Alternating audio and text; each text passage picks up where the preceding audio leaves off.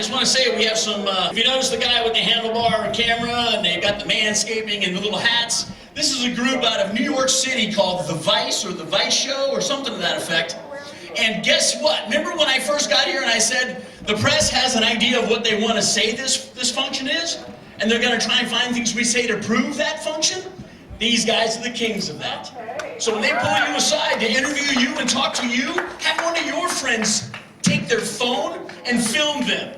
Because they have a guy that works for them and it's called an editor, and that guy's going to read out everything you said that was truthful and include things like battle and freedom and things that they think is against freedom. Hey, we love them here because we might actually make them think by what we say, and they can walk away freedom-loving Americans instead of card-carrying Marxists. Folks, now this event was not sponsored by any outside group. This event was not sponsored by dark money. This event was not sponsored by people that want to bring violence to America. No. This event was sponsored by a man and a woman in Montana that want to bring freedom home. Yeah. Those two folks are Randy and Kim Mitchell, the guys who set this up. I'd like to introduce them to you.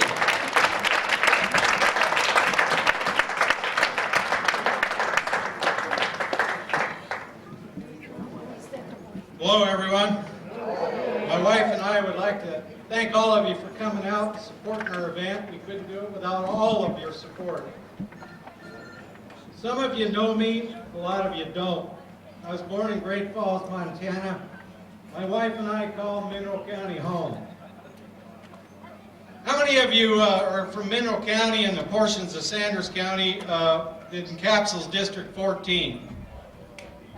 Those of you who live in District 14, you all know our House Republican Representative Denley Logie, right? Well, in his own words, he thinks we're all the hard right. What do you think of that? In his own words, he says it, not in my words. I've noticed one thing about Logie. I'm certain many of you have as well. He's a nice guy all the time. Every day he's a nice guy, every time you talk to him.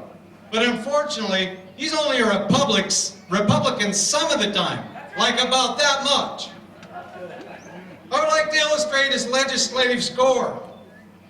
And for the 3 sessions he's been in office, that's his Republican loyalty rating, His first year in session, he received an F.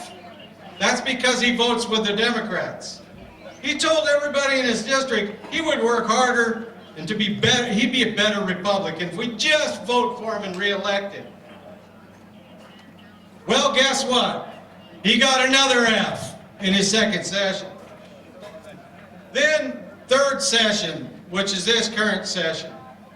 The first part of the session, he was heading for another F. But we helped old Logie out. We pulled him into the community centers here in town. We invited a bunch of people, and we publicly shamed him.